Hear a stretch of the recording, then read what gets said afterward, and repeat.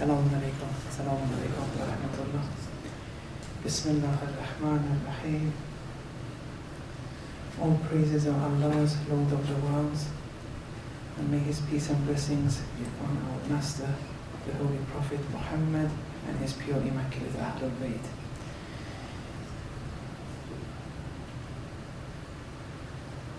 ما هذه الحياة الدنيا إلا لهو ولعب. This worldly life is nothing but diversion and amusement and play. Chapter 29, verse 64. What does it mean when the worldly life is nothing but diversion and play? Because everything in the world is good. Whatever is, it can't be bad. Everything we see, everything around us, it's all good, it's Allah's creation. So why is the worldly life referred to in such terms? The reason is because the worldly life, the hayat wa dunya, isn't in the physical realm. It's in here. It's a function of your soul, how you see the world, what your angle on the world is, what your take is on the world. The world itself has no problem whatsoever. There's nothing wrong with it, it's perfect. But how you see things in this realm, depending on how you see it, you're building your dunya, but it's within. And the dunya which is reproached in the texts, i.e. verses of the Holy Quran, traditions of the Ahlul Bayt, that dunya which is reproached is within, it's not out. Lahwa, that diversion, is within. La'ib is all within, there's nothing outside there. How do you see the workplace? How do you see studies? How do you see your spouse, your children, your certificate? Is it Allah Leslie? Is it my PhD, my job? Is it my spouse, without even thinking of Allah, my children, my work? I did this, I did that. All these things that you do from moment to moment, if it's done Allah Leslie, that is hayat wa dunya. That is lahwun wa la'ib. It's nothing to do with the physical realm. It's your take which is contaminating you. Combing the hair, brushing your teeth, walking to school. All these, if done Allahlessly, it's hayat wa dunya, it's all a game, it's all play, it's all diversion, because there's no Allah in it. And after 70, 80 years, you're going to be regretted. You say, it's passed very quickly. Sometimes during the day you see that time's passed very quickly, 3 or 4 hours, you say, good grief, what's happened? One of the reasons maybe is because all these actions were done Allahlessly. That feeling of emptiness couldn't be there if it was done Allah fully. When you're preoccupied with things Allahlessly, it even prohibits your rational behavior in this world. The things that you see, the things that you hear, you lose focus, and it inhibits your rational conduct. Whatever prohibits you to reach a higher realm, that in Irfan is called lah and la'ib. Whatever it be. Not only does it prevent you to reach Allah, which is the highest of realms, but even one higher realm. So you be occupied with a toy or with television or whatever, things that you see or hear. And lawlessly, it will even prohibit you from thinking rationally. Because you're becoming absorbed and preoccupied with something, it prevents your mind working as it should work. But rationality too, let's go one step higher. If you become preoccupied with rationality, everything now is rationality, everything is app, that too can be an impediment, a barrier for you to reach a higher realm. That's not to say rationality isn't important. It's very important. You can prove Allah's existence through it to some extent. You can prove that Allah deserves to be submitted to some extent. But we want to prove everything through it. When you become absorbed and preoccupied with it outside the boundaries, outside its jurisdiction, then it prevents you, even rationality, for you to reach a higher realm. There are some things which you can't acquire through rationality, especially in relation to Allah subhanahu wa ta'ala. If you see traditions that say, La tafakkaru fillah, don't deliberate over Allah. It's not because Allah is inaccessible to you. It's just that with tafakkur you can't reach the inner aspects of Allah. You can just understand Allah from an outward perspective to a certain extent. And that's okay with rationality. Even that extent is okay. There's no need to judge others, everyone to their own capacity. Someone may see the sun, the moon, and say, well, there has to be a builder, because every house has a builder, these must have a builder. Okay, that's a very low capacity of rationality when you compare it to what the philosophers say. However, for that person that's enough, and it can be enough for them to reach high levels of irfan, everyone to their own capacity. And then the philosophers, they come and use some deductions to prove Allah, and the urafa, they say, oh, this is useless, what you're saying. It's another Allah that you're proving here. So it's not to say that rationality is bad, it has its own jurisdiction. Those traditions that say don't deliberate over Allah, because you can't deliberate over Allah after a certain extent. You can't do it. But that's not to say that the essence of Allah is inaccessible. No.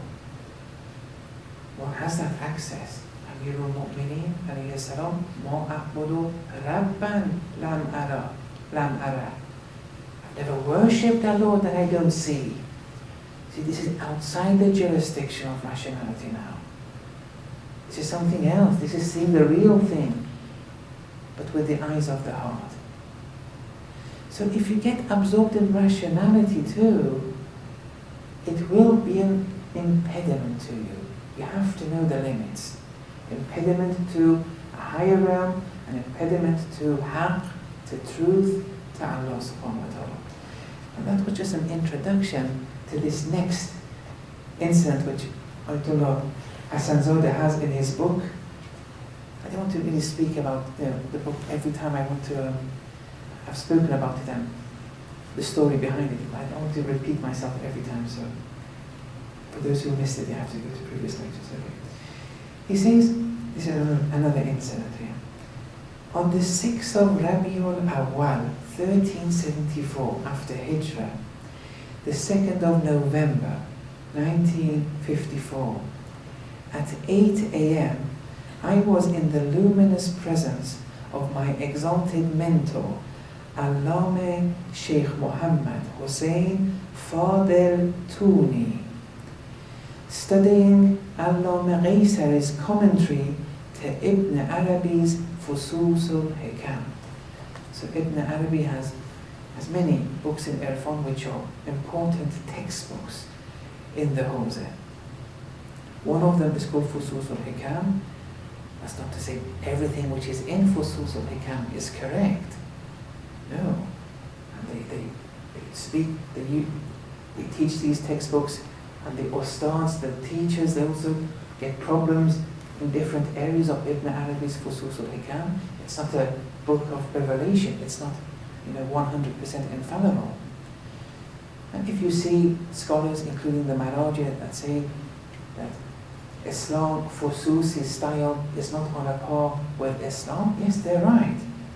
Islam is a reality, it's 100% infallible, it's why. The Quran is 100% and everything, but other books, no, it can be 90%, 80%, 70%, and so on and so forth. However, it's important to be taught Irfan in order to understand the Holy Quran and the traditions of the Ahlul Bayt. You need to know Irfan, philosophy, ethics on a high level. You have to know these things. Those who say, no, only the Quran and traditions of the Ahlul Bayt, that's enough. The problem is, even when you are understanding the Quran and the traditions, you're using your own rationality. These things have to be explained. In the beginning of Islam, some people said, including the second Khalifa, he said, only the Quran, forget the traditions. And that's wrong. It's not a whole picture. The traditions of the Ahlul Bayt and the esoteric interpretations of the Quran. You're limiting it. Say, only the Quran, only the Quran. And today, in Shia places, sometimes we hear such statements. If you hear them, don't attack people. If you hear them, be patient. Some people, everyone's capacity is different. If you see someone saying this, only the Quran, nothing else, okay, it's inaccurate, but your way of Amr Ma'ruf has to change. And then slowly try to convince them. But don't go on the attack as a first course of action anyway. So in the beginning of Islam, these existed too. And today, though, we see a lot of people, more than those who today, among Shia circles, who say only the Quran. There's a movement which is growing. It's okay, it's healthy, it's not something bad, it's not detrimental to the core of Islam. We need these differences. Islam grows through these differences. We have to learn to be able to understand the differences and answer to them. Instead of saying, this is haram, that's haram. If you do that, it's going to distance the masses from ourselves. You say, only the Quran and the traditions. It still doesn't solve the problem. Yes, the traditions are very important. But the way to understand the traditions, we don't all understand the traditions the same way. We need principles, we need standard principles in order to act as a criterion to understand the traditions of the Ahlul Bayt, the verses of the Quran. Otherwise, it's going to lead to difficulties, especially in one's aqa'id. Yes, so when you see Ibn Arabi mentioned, Ibn Arabi was a very important figure. He was a Shia, Sufi, according to many scholars who are experts, who have put their life for years, have studied the different sources, they know what they're talking about. So, such as Ayatullah Hasanzadeh, who's proved it. Ibn Arabi has people study one or two of his books. You see one or two sentences, he's a Sunni. And that's okay if it doesn't matter whether it's a Sunni or Shia. That doesn't matter here. I'm saying people like Ayatullah Hasanzadeh, Ayatullah Jawad, Imam Khomeini, many others believed he was Shia. But that doesn't matter. He was a Sufi though. He was an Arif. I'm using Sufi and Arif synonymously because they are synonyms to one another. There are very little differences Imam Khomeini has mentioned, and we'll come to that inshallah later. Yes, he's a Sufi, he has important books. You've just read one or two of them, you've never been taught them by a proper mentor, you come to a conclusion. But he has 700 books. What are you going to say there? at least give yourself the time and be bothered to read all his works and then to come to a final conclusion. And those who have studied him, it's, there's no doubt in this regard. However, he's not 100%. It's not revelation. And therefore, if you see a Mahdi say that it's not on a par with Islamic teachings, they're right. There's no problem in that statement. So, let's not get too diverted. We'll speak more about Ibn Arabi later, maybe next week or a few days' time. So, Ayatullah Hasanzadeh, at 8 o'clock in the morning, he was studying this book, Bezels of Wisdom, for Fusus al-Hikam. It has 27 chapters, each chapter attributed to one prophet, and then he speaks about certain attributes specific to that prophet. And it's a very interesting book. It does give a very good angle that you can analyze many things in religion. And we may come to some examples later. That day, now this book, it's taught in the Hosea. It's always been taught, but it's always been on the margins of the Hosea.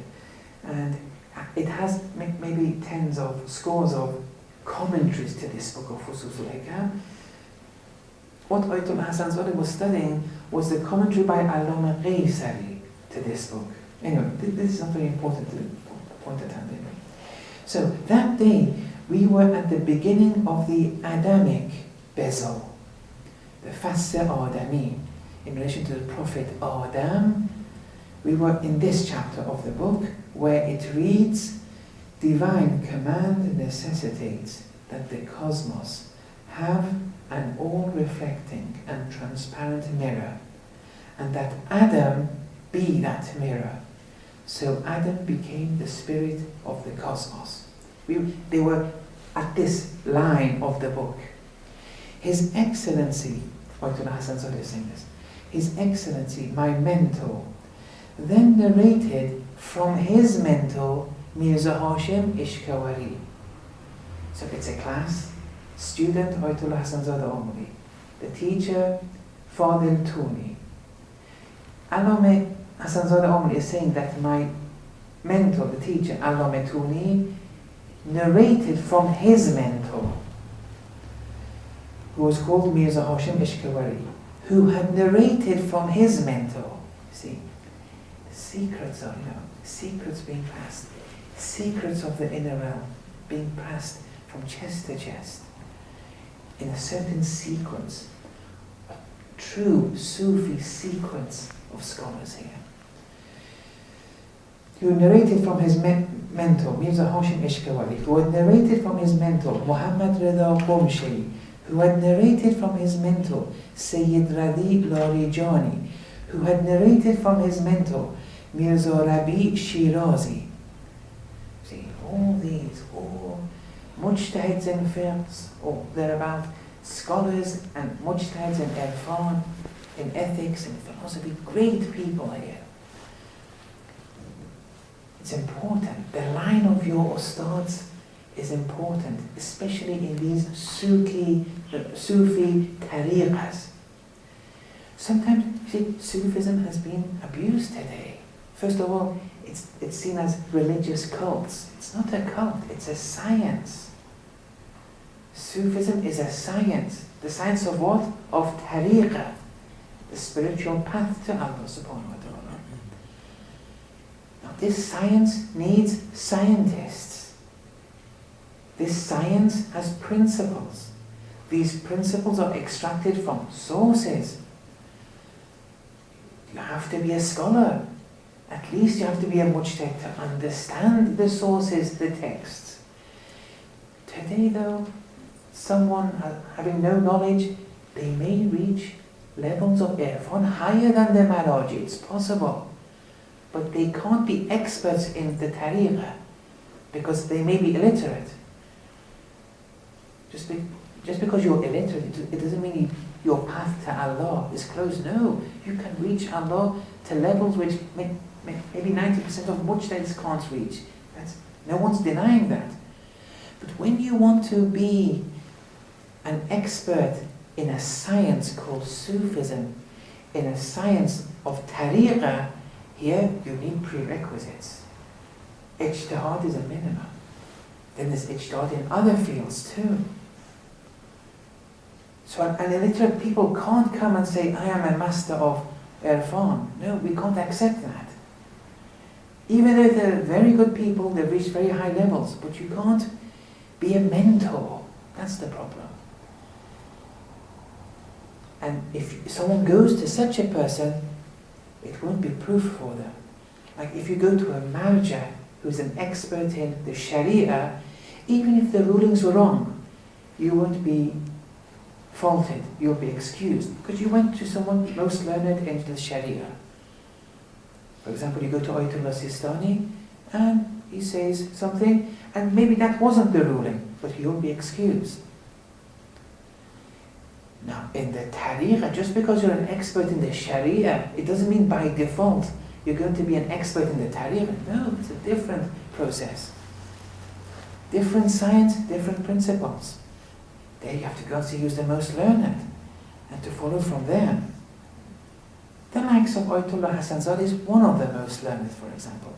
Ayatullah Jawadi Amani is one of the most learned in this field.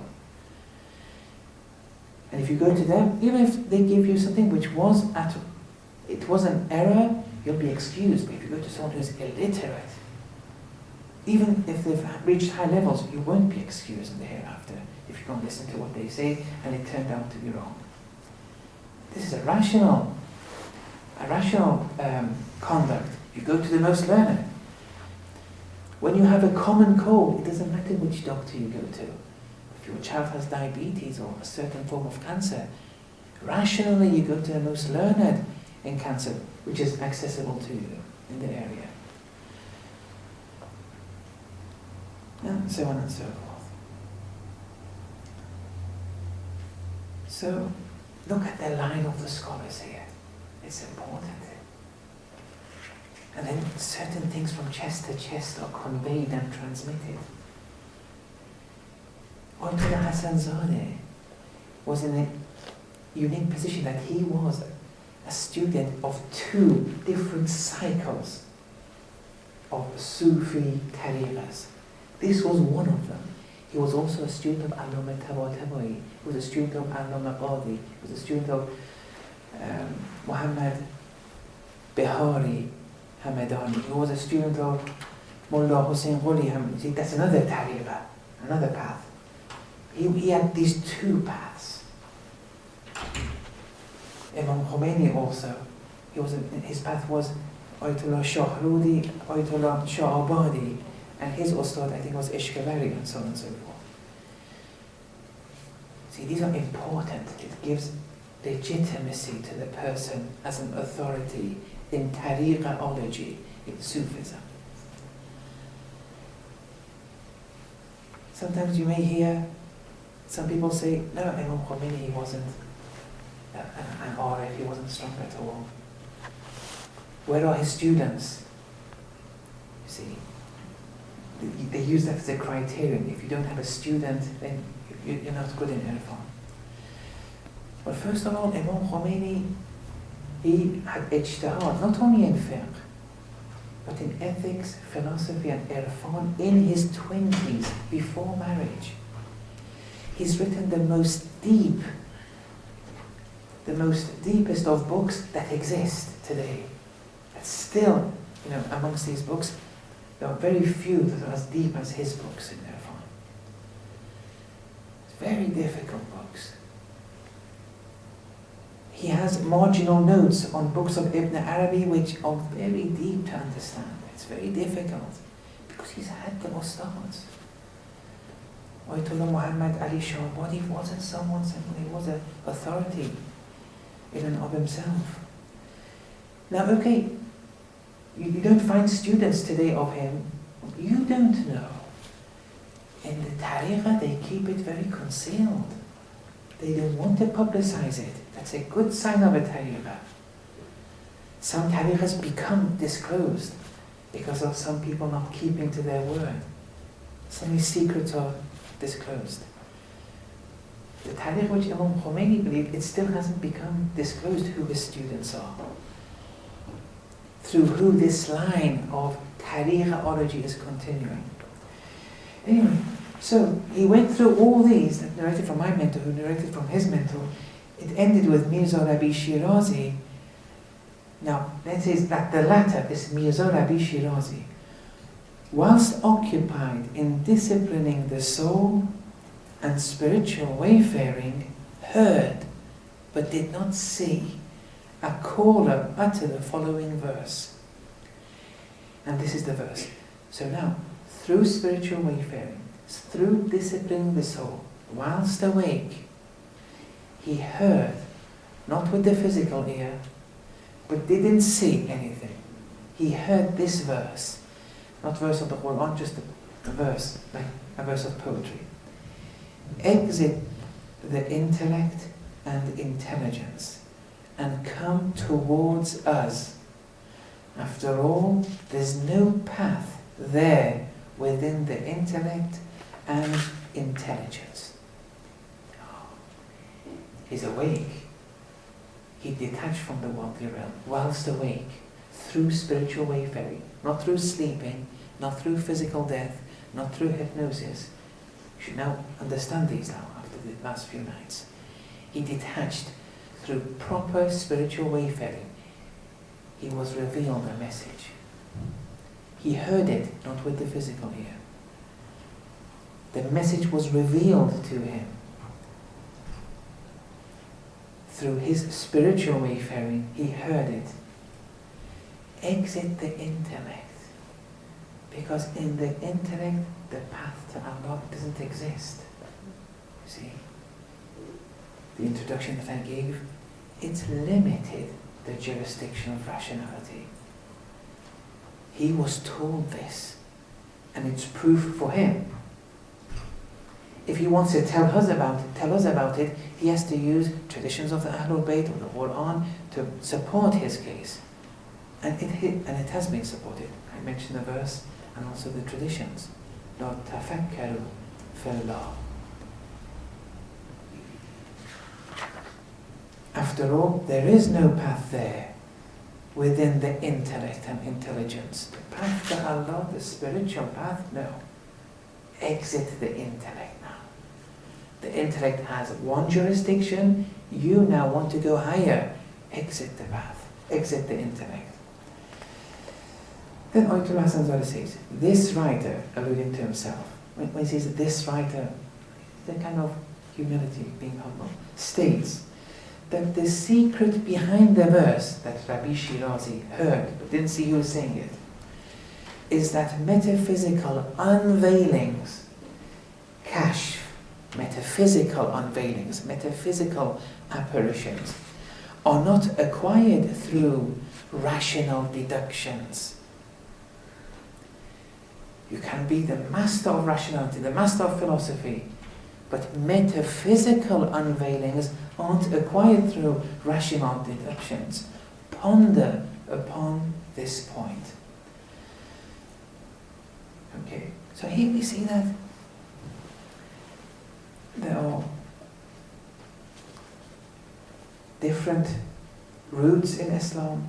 One is rationality with one objective, but when it comes to the tariqah, rationality is very limited and can't help you. You have to free yourself from it when you're on and occupied with spiritual wayfaring. Now, there's one or two poems that I want to read. One is from Allama Tabatabai, and the second is attributed to Imam Sajjad alayhi salam. Since I know there are some Iranians here, I'll just read the Farsi, and after each line I'll read the translation. And this is Allama Tabatabai saying this. Allama Tabatabai wasn't a simple figure. He also had ijtihad not only in fiqh and usul, but also in ethics, irfan, philosophy, to very high degrees. He could have easily become a marja. He studied more fiqh and usul than philosophy and irfan. But he said there are people, very learned in the Sharia. It's better if I go and teach the masses more about ethics, philosophy and irfan, and that's what he did. Tafsir al-Mizan is an irfani tafsir primarily. It's very, very deep. To understand al-Mizan, it's not an easy thing. Alhamdulillah, it's been translated, but the translation, on looking at it, even that's limited. The Arabic has to be read. And it not only doesn't have to be read, the terms have to be understood. One needs a backing in philosophy and irfan to understand what Allah is trying to say. Otherwise, if it's simply translated with one Arabic term, just translated as one word, it loses volumes during the translation. Anyway, someone like Allama Tabatabai says this: Hami guyam va gufteam barha. I keep saying and have said many times. This is my translation. It may be erroneous in places. Don't take it too literally. I keep saying and have said many times. Bovad kish man mehr dildarha. My path, that spiritual path, is that of the love of the beloved ones. That's my path. Parastish be mastist dar kish meh. Worship is realized through intoxication in the path of love. Because if you don't see with the eyes of the heart, if you don't hear with the ears of the heart, if you don't ascend to metaphysical realms and see the metaphysical truths, your worship is going to be very basic, rudimentary. It's not going to be a worship that's going to help you. It only helps you that you haven't done the haram. Only step one of the Sharia, it helps you there. But it's not a worship that's going to make you elevate spiritually. Why? Because you're not intoxicated yet with divine love. Why aren't you not intoxicated? Because you haven't seen anything. You haven't heard anything. Rabbi Shirazi heard something. It's going to help him progress. Some of us may, from now and again, see some things. They will elevate on a par with that little which they've seen. Worship is realized through intoxication in the path of love. Burunand zin halaghe hoshyarha. Outside of this circle of the intoxicated are the sober ones. But that's not my path. Because the sober ones, they may live for 100 years and they've benefited minimally in this world. They haven't seen, they haven't heard anything. Keshidam dar kuye dildadegan. Amidst the tryst, the meeting place of lovers, I have laid, I have built. Miyane dil ukam divarha. I've built walls between the heart and desires, between the spiritual desires and the animalistic desires. I've built these walls. I've managed to differentiate them. I've managed only to desire Allah and Allah-like attributes. Che farhadha morde dar kuha. How many a farhad have died amidst the mountains? This is in relation to an epic poem of Farhad and Shireen. It's like Layli and Majnun. Farhad, in search of that divine love, he was a stone cutter. And in order to reach that divine love, Shireen had to pave the way through the mountains, and he died in the process. That journey, because Farhad was intoxicated. Once you see it, you go towards it, slowly and surely. How many a Farhad have died amidst the mountains? Che hallajha rafte bar darha. How many a hallaj have gone to the noose where people are hung. Hallaj here, Ibn Mansur, because he became intoxicated. He saw the metaphysical truths. People couldn't take it. People can't tolerate it. people who are blind spiritually, what do you expect? When someone suddenly comes and speaks of these truths, they can't take it, they go on the attack. Don't get me wrong. Many people have abused all this too. And Sufism is always being abused. Medicine may be abused. It doesn't mean you have to put medicine aside. Tariqah is important. Tariqahology, Sufism, it's important. If you can't tolerate it, don't go on the attack. Today, there may be people who are abusing it. And there are signs. You can always tell. First, they can't compromise with the Sharia. They can't tell you things which go against, for example, a marja that you follow, and they keep on telling you, no, don't follow that, that's wrong. Another sign, they're making a business out of being a so-called Sufi. Whenever there's money being transacted, beware, just keep your distance. And there are other signs too, but these two are the most important. Behin mehrwarzan ke azade and. How good they are, the lovers who are free. And what does this freedom mean? Berizand az dam jan tarha. They've discarded the webs of their souls' traps. What did this entail? Bekhun khud aghishte wa rafte and. They have left while soaked in their own blood. Che gulhay rangin be jubarha. Like colourful flowers along the streams. Farib jahan ra makhor zinhar. Don't be deceived by the world. Beware. Ke dar paye in gul bovad kharha. For amongst the flowers, the dunya, there are thorns. You have to beware not to get caught in the thorns. So you see here, the path of the lovers. Worship is realized through intoxication in the path of love. This is true worship. Without this, it's still worship, but it's step one. If you suffice with step one, it's a pity. That's it. It's not bad, it's a pity. Your potential was much higher. Now, there are truths that people experience. Hallaj saw it. People see these truths. Because of their capacity, which may not be strong, they tell people everything. The fact that some of them keep it to themselves, that's a degree of high irfan.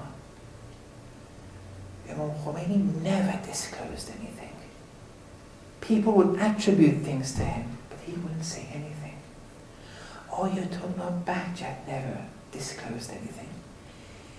The head of his office once told me that most of these books are rubbish that are written about him. He never disclosed anything. He was a marja, he was a faqih, and he was very strong in practical irfan. There's no doubt about it. You're just seeing him, speaking with him. But many of things are just attributed to him. He never disclosed anything.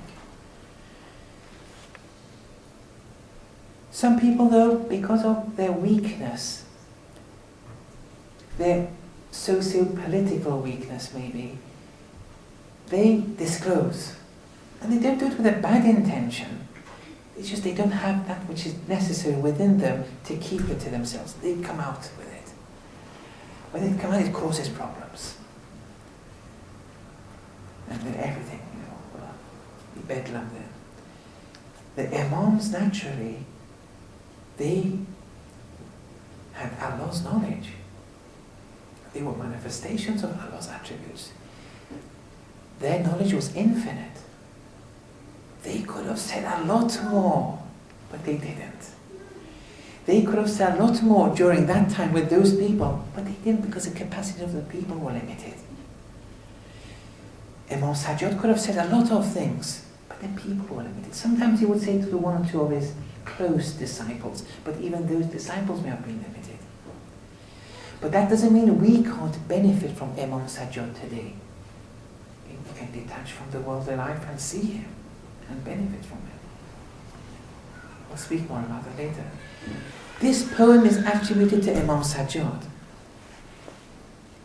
إني لأكتم من علمي جواهره.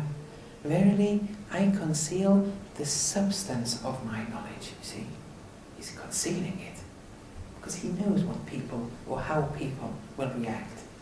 كي لا يرى الحق ذو جهل فيفتتنا, so that the ignorant don't become aware of it. Otherwise, they would cut me into pieces. They can't tolerate it. Those who've never seen, those who have never heard, those who have never been intoxicated, what do you expect? It's a very superficial understanding there. You can't expect anything from them. They'll even cut the imams into pieces. وَقَدْ تَقَدَّمَ فِي هَذَا أَبُو حَسَنِ إِلَى الْحُسَيْنِ وَوَصَّى قَبْلَهُ الْحَسَنَ. This was the case with Abu Hasan, Amir al-Mu'mineen. He would also do the same. And this is how he had instructed his sons, Imams Hassan and Hussein alayhim as-salam, to act in this way. وَرَبَّ جَوْهَرَ عِلْمٍ لَوْ أَبُوهُ بِهِ. There's so much knowledge that if I were to disclose it, Imam Sajjad is saying this, لَقِيلَ لِي أَنْتَ مِمَّنْ يَعْبُدُ الْوَثَنَ. They would say to me that you are one of the idol worshippers, because they don't understand anything better. So Imam Sajjad would be quiet. He wouldn't disclose anything. وَلَا إِسْتَحَلَّ رِجَالٌ مُسْلِمُونَ دَمِي. They would deem it as legitimate to spill my blood if they hear what I have to say. يَرَوْنَ أَقْبَهَ مَا يَأْتُونَهُ حَسَنًا. They would even regard the most ugliest of actions to me, they would deem it as proper. See, people, they can't tolerate it. So the imams here, they will take precaution. The true urafa, they take precaution, they won't disclose anything. Maybe to their close disciples who they trust.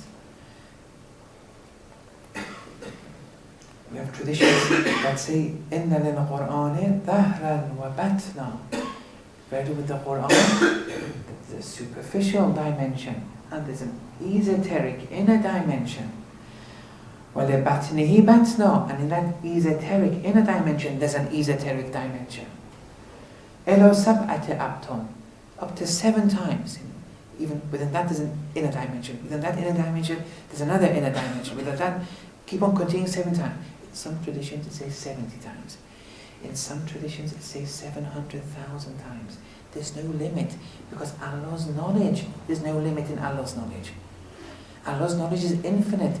This Qur'an is a manifestation of Allah's knowledge, from pre-eternity to post-eternity. But it's in words. We only understand the superficial aspect, but we can grow through it, through spiritual wayfaring, to understand more and more. With your permission, there's just one story in Kalila and Demne, which is also a book of poems. And there, this story has relevance to what we've been speaking today. And there's a story of Kalila and Demne. It's in Farsi, but I think originally it's an Indian piece of work, which was for princes, and then an Iranian king sent someone to India to see what it's about. Then that person came and wrote about it or translated it and added various other things, and it became a work of its own right there.